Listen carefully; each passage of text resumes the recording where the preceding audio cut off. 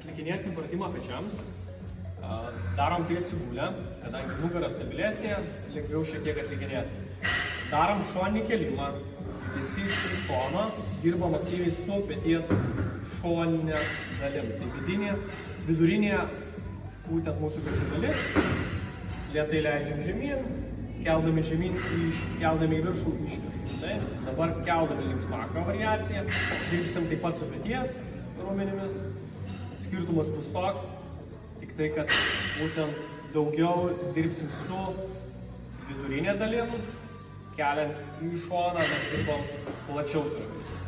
Dar viena variacija, keliant priešai save, dirba priekinė dalis pečių aktyviau, negu prieš tai dirbom su vidurinė. Taip, pratimas naudingas tuo, kad galima atlikinėti atsigulę, nugara stabili, nesant per daug įsitempę, pasipriešinimą vėlgi galime reguliuoti su mūsų pasipriešinimo gumas, skirdami skirtingas gumas arba gumą perkabindami, parodysiu.